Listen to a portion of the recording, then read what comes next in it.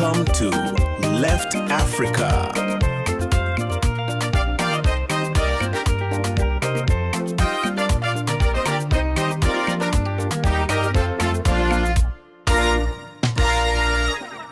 Imagine someone hands you a report, right?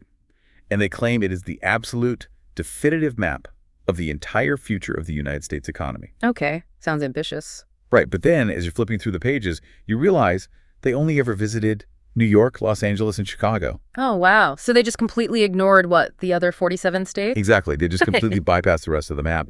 And that is essentially what is happening in the global tech world right now with this massive, shiny narrative we keep hearing about the Africa rising tech boom. Yeah, it's a fantastic story on paper. It really is. But, yeah. I mean, the more we dug into the data for today's deep dive, the more this narrative started to look like a perfectly framed Instagram photo. Oh, I like that analogy. Because, what makes an Instagram photo look so pristine isn't just the subject inside the frame. Right. The real story, like the actual reality of the situation, is almost always hidden in what was deliberately cropped out. Okay, so let's unpack this. Because our mission today is to look at the May 28th, 2026 release of Bloomberg's second annual 25 African Startups to Watch list. Yeah. And on the surface, this list is a massive celebration. It highlights incredible life-changing technology spanning across 15 different African countries. It really is a great showcase. It is. But as we went through our stack of sources today, which, by the way, includes the official Bloomberg release, some deep dive analysis from Tech Cabal, intense debates on LinkedIn, and some really unfiltered threads on Reddit, we found a massive, uncomfortable blind spot. A huge blind spot. Yeah, and this blind spot totally changes the narrative of what this tech boom is actually measuring. Well, before we can expose that blind spot, though, we really have to look at what actually made the cut. Right, we have to look inside the frame first. Exactly. We need to examine those bright spots because even the clear winners on this list, they reveal a heavily skewed reality. Fair enough. And I definitely don't want to diminish these companies because, honestly, the breakthroughs here are genuinely mind-blowing. No, absolutely. Take Deftronics, for example. Yeah. This is a startup out of Botswana, and they are manufacturing solar-powered hearing aids. Which is incredible. It is. When you think about the application of that, providing critical accessibility tech to hearing-impaired communities in areas where the electricity grid is just highly unreliable, yeah. It is just brilliant. It's a perfect example of hyper-local innovation. I mean, They aren't trying to just copy some Silicon Valley gadget, right? Right. They are looking at their specific infrastructural constraints and building a hardware solution tailored directly to that environment. Yeah, exactly. And then you have Teleaiden and Chad, which honestly stopped me in my tracks. Yeah, the numbers on that one are wild. To give you some context, Chad has a staggering 0.1 physicians for every 1,000 people. Wow. I mean, that is a lower density of doctors than Afghanistan. Yeah. And Teleaiden is stepping directly into that massive void to provide telemedicine. So they aren't just a convenience app where you chat with a doctor for a cold. No, they are literally a lifeline. Sure. Or look at Terra Industries in Nigeria. They're using advanced drone technology to completely revolutionize agriculture and crop management. Yeah. These are companies solving real, tangible, existential problems. But what's fascinating here is how the Bloomberg list breaks down when you zoom out from those individual heartwarming stories and look at the actual sector data. Right, the macro view. Exactly, because when you aggregate the 25 companies, a very different picture emerges. Fintech financial technology, meaning, digital payments, mobile banking, transaction ledgers, it absolutely dominates. Yep, everywhere. There are 8 fintech startups on the Bloomberg 25. And to put the sheer weight of that into perspective, fintech has more entries than all the non-health tech and non-fintech sectors combined. Which, that feels completely out of step with the physical reality of the continent. It fundamentally distorts reality. If you look at the demographic and economic realities of Africa, the vast majority of the population works in agriculture. They work in physical goods, logistics, farming. They do not work in digital payment architecture. Yet the list is overwhelmingly tilted toward fintech. Right. What we are seeing here is that the list reflects exactly where global venture capital money prefers to flow, rather than where the continent's economic or population needs are the greatest. Because it's easier to scale, right? Exactly. Fintech offers fast scaling and clear exit strategies for investors, so it gets the funding and therefore it gets the spotlight. Okay, wait. I'm going to push back on that just a bit. Sure, go for it. Because isn't fintech essentially the necessary plumbing for everything else? You cannot have a thriving agri-tech sector like Terra Industries or, an explosion in remote education tech if people cannot securely pay for those services. That's true. If you don't have digital wallets or secure, low-friction transaction ledgers, the rest of the digital economy just stalls out completely. Yeah. So are we punishing these fintech startups just for being first in line to build the pipes? Well, the plumbing argument is exactly how venture capital firms justify this heavy weighting. Right. You absolutely need the infrastructure. But the issue the analysts in our sources are raising isn't that fintech exists or even that it's successful. The issue is the feedback loop. Okay, explain that. When a major global publication releases a startups to watch list that is this disproportionately weighted toward one sector, it sends a really powerful signal to the global market. It essentially says that innovation in Africa is synonymous with fintech. Ah, I see. Yeah, VCs read these lists, they see fintech dominating the perceived success metrics, so what do? They pour even more money into fintech. So it just piles on. Exactly. That money generates the next wave of heavily funded startups for next year's list. Meanwhile, the sectors that directly impact the daily survival and prosperity of the majority of the population, like agriculture, clean water, physical infrastructure. Just left fighting over the scrap. Exactly. They are left fighting over an ever-shrinking pile of funding scraps. It becomes a total self-fulfilling prophecy. And, this realization that the list tracks where VC money is currently sitting rather than tracking pure, across-the-board innovation, it completely explains the single most shocking statistic we found in this deep dive. Yeah, the map data. Brace yourself for this, because the geography of this list is just wild. The geographic breakdown is really where the Instagram crop becomes impossible to ignore. So Kenya leads the list with the most entries, right? Followed heavily by Nigeria and South Africa. The big three. Yeah, the big three you constantly hear about in literally every article about African tech. But here is the critical stat. 72% of African countries, that is 39 out of 54 nations, have absolutely zero representation on this list. None. None. Nearly 3/4 of the continent's landmass and population is completely invisible in this narrative. So what does this all mean? We are talking about massive economies that have been totally excluded. Look at Ethiopia. They have a population of over 120 million people. Right. They have a rapidly growing, incredibly young tech scene. Not a single startup made the cut. The Democratic Republic of Congo, over 90 million people, nothing. Yeah, zero. Angola, which has incredible oil wealth and, massive potential to be a Lusophone or Portuguese-speaking tech hub for the entire region, zero. Morocco, which has a thriving IT outsourcing sector closely tied to Europe, blank. It really is staggering. It really is that analogy of claiming to map the American economy, but only looking at New York, LA, and Chicago. It's a Nairobi-Lagos-Cape Town story. It is absolutely not a continental story. And we really have to look at the mechanics of why this happens because, Bloomberg isn't sitting in a boardroom maliciously deciding to exclude these 39 countries. No, of course not. In fact, the list is functioning perfectly, but it's functioning as a report card on the lopsided distribution of global venture capital. It proves that formal, recognizable startup ecosystems simply do not visibly exist in 72% of the continent. Right. So the actual founders and their companies might exist, but the machinery required to get them noticed by a New York financial outlet doesn't. Precisely. Think about the pipeline for a second. To get on a list like Bloomberg's, a startup usually needs to have caught the attention of regional analysts. Makes sense. And to catch the attention of analysts, you need to have a public footprint. You need to have raised a formal round of capital, issued professional press releases, maybe hired a PR apparatus. Which takes money. Right. So if you are a brilliant software engineer in Kinshasa, in the DR Congo, but your city has zero local seed funds, no formalized angel investor networks, and no established tech incubators to write about your work, you remain completely invisible to the global financial media. So Bloomberg is capturing the light, but the light only shines where the venture capital infrastructure has already built the lampposts. That is a great way to put it. Which brings us to the money and the mechanics of how that money is actually moving right now. Because if VC infrastructure dictates who gets on the map and who gets left in the dark, we have to look at exactly who is funding the 25 companies that did make it into the light. Yeah.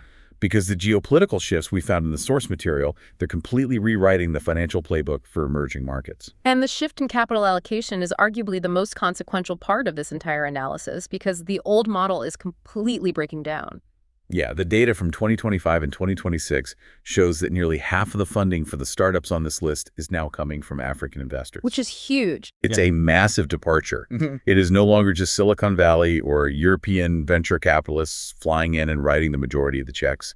And furthermore, the type of funding is changing. Debt fundraising nearly doubled over the last year, even as global equity venture capital declined. And we should probably break down those terms because the distinction between debt and equity here tells a huge story. Yeah, go for it. Historically, startups run on equity venture capital. That means a founder gives away a percentage of their company, like a slice of the pie, to an investor in exchange for cash. Right.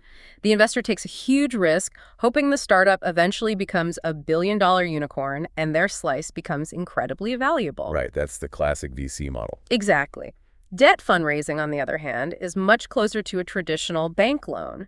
The founder keeps their ownership, but they have to pay the money back with interest on a set schedule. Which is incredibly stressful for an early-stage startup that might not even be turning a profit yet. Very stressful. So why the massive shift toward debt?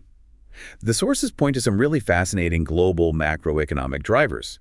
First, the ongoing conflict involving Iran is fundamentally reshaping global energy markets and shifting international investment flows. Yeah, global instability makes traditional Western institutional investors pull their equity capital out of emerging markets. They just perceive it as too risky.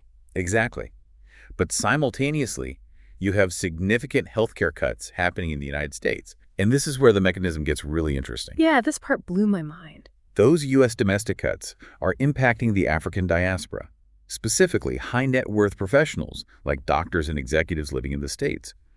Facing lower yields or reduced stability in traditional U.S. markets, this diaspora capital is pulling away from America and redirecting toward local African alternatives. Which is a major shift in the flow of capital. Huge. They are injecting their wealth back home, often through debt instruments that guarantee them a return rather than risky equity bets. So if we connect this to the bigger picture, you have global instability creating a massive wave of financial repatriation. The traditional Western avenues for growth look volatile, so diaspora money and local high net worth individuals are turning inward, looking to build, sustain, and profit from local tech. But this is the part that seems like a total contradiction to me. On paper, this sounds like a massive victory. Yeah, it does. African startups being funded by African money, they are declaring financial independence from Silicon Valley. But the data from the analysts and our sources doesn't reflect a victory lap at all. In fact, they are calling this a capsizing story. Right. How can financial independence be capsizing the ecosystem? Well, it sounds like a paradox, but it really makes sense when you look at the architecture of a boat. A boat capsizes when it becomes top-heavy. Okay. While it is fantastic that local capital pools are growing, those pools are still incredibly shallow compared to the billions of dollars that used to flow in from global funds. Right. It's just a different scale. Exactly. When Silicon Valley was pumping equity money into the continent, the capital pools were deep enough to sustain long, unprofitable growth phases for startups across various regions. They could afford to fail for a while. Yeah. Now that founders are relying on shallower local money and specifically on debt that requires repayment, the runway is much, much shorter. So there's a lot less room for error. Much less. And more importantly, this local capital is highly concentrated in the established hubs. A startup in Nairobi, Kenya has access to this repatriated diaspora money because the local investor networks and legal frameworks there are somewhat mature. They already have the plumbing. Right. But for a startup in N'Djamena, Chad, there is virtually no VC infrastructure to capture that local wealth. Telemaden, that telemedicine startup from Chad we discussed earlier, is a wild anomaly. It's an exception, not the rule. Exactly. It does not represent a sudden influx of capital into Chad. So the system is capsizing because the retreat of global capital means the already extreme inequality between the big three hubs and the rest of the 39 invisible countries is actually getting worse. Wow. All the remaining financial weight is shifting to the top hubs, threatening to flip the entire boat. When the capital pool shrinks this drastically, the people who feel it first aren't the analysts writing Bloomberg lists. No. It's the founders themselves who are looking at their bank accounts. And that tension is really spilling out into public forums. We spent a lot of time digging through a Reddit community called Renero-Beidekis. Yeah, that thread was intense. It was. Keep in mind, Kenya has the most entries on this Bloomberg list. Yet the Kenyan developers on this forum are intensely debating the validity of the list. They are arguing over whether the Kenyan startups that made the cut are genuinely the best the ecosystem has to offer, or if they are simply the best funded. And the distinction they are making there is critical. Yeah. Best implies product superiority. It means your code is cleaner, your user interface is flawless, and you have achieved true market fit. Right. Best funded just means you are the most successful at pitching to that limited, shallow pool of local investors we just talked about. It often means you had the right warm introductions or, a degree from an elite Western university. Exactly. The developers are frustrated because they feel the narrative is rewarding pitch deck skills over actual engineering. And this tension brings up the massive stage disparity problem that commentators on Techable and LinkedIn were aggressively calling out. Yeah, the stage disparity is huge. Here's where it gets really interesting. On one hand, the Bloomberg list features Omniscient, a South African data startup. They are backed by massive, heavy-hitting corporate sponsors like TransUnion and ShopRite. Very established players. Yeah, they are a highly mature, heavily capitalized corporate entity. But then on the exact same list of 25 companies, you have SafeSip from Tanzania. They are building vital water safety technology, but they are currently seeking a $250,000 seed round. And just to clarify the terms here, a seed round is the very earliest stage of institutional funding. Right. It is the bare minimum amount of money a founder needs just to hire a small team and prove that their core concept actually works outside the laboratory. So the contrast is just absurd. It is like putting a high school science fair winner on the exact same ones-to-watch list as SpaceX. Yeah. They aren't playing the same sport, let alone in the same league. SafeSip is trying to get out of the garage, and Omniscient is dining with multinational conglomerates. How do they end up side by side on a curated list? Well, this raises an important question about the fundamental validity of the list itself. When you synthesize the critiques from Techable and the LinkedIn professionals, the core issue is that Bloomberg is completely blurring the line between a startups to watch list and a startups to fund list. That makes sense. By bundling early-stage social enterprises like SafeSip, who desperately need capital to prove their concept with growth stage, VC-backed corporate entities like Omniscient, the list loses all definitional clarity. It means nothing. It ultimately undercuts its own ability to clearly define what African innovation actually looks like right now. I mean, is African innovation the scrappy, bootstrapped founder solving a clean water crisis? Or is it the heavily backed data firm optimizing retail logistics for massive grocery chains? It's trying to be everything to everyone, and in doing so, it just totally confuses the audience. Yeah. It's as if the judges couldn't decide if they were awarding a Nobel Peace Prize for social impact or a Wall Street Journal award for the highest quarterly earnings. And when a list lacks specific, unified criteria, it defaults to visibility. All right, the lampposts. The editors ask, who can we see? Well, they can see the companies backed by TransUnion's PR department. And they can see a few incredible, impossible-to-ignore outlier stories like Telemaiden in Chad. But the vast, messy middle of genuine innovation remains hidden in the shadows. So bringing this all back home to you, if you want to stay well-informed without getting swept up in the fluff, the main takeaway from this deep dive goes way beyond just African startups. Yeah, it applies to so much more. It is fundamentally a lesson in media literacy. Whenever you see a headline about an innovation boom or read a shiny report on emerging markets, you have to remember that these narratives often act like a highly flawed development indicator. Exactly. They are only reporting the average of the top 20%. They show you the winners, they show you the well-connected and the well-funded. And they package that top 20% and present it to the world as if it accurately represents the entire 100% of the ecosystem. And your job as a critical consumer of information is to always pause and ask, what about the 80%? What is missing from this data set? Which brings me to a final thought I want to leave you with, something to mull over that builds on everything we've just discussed. The source material noted that Chad and Botswana made the Bloomberg list for the very first time ever this year. Which is great. It is. But the only reason they appeared is because Bloomberg deliberately decided to cast a wider net this year. They actively sent researchers to look outside the usual lampposts of the big three hubs. Yeah. But if 72% of the continent, those 39 countries, is still entirely invisible to the global investor class, Think about the sheer volume of ideas being lost every single day. It is staggering to consider the scale of that invisible pipeline. How many world-changing, climate-saving, or life-saving ideas are quietly dying right now in Ethiopia or DR Congo or Angola simply because the founder doesn't have a local venture capitalist to write a basic $50,000 seed check to get the idea off the ground? Just a basic seed check. What is the cost of that lost innovation? Not just to the African continent, but to the rest of the world. It really makes you look at that perfectly framed Instagram photo of the tech boom and wonder who was standing just outside the crop holding the blueprint for the next global breakthrough.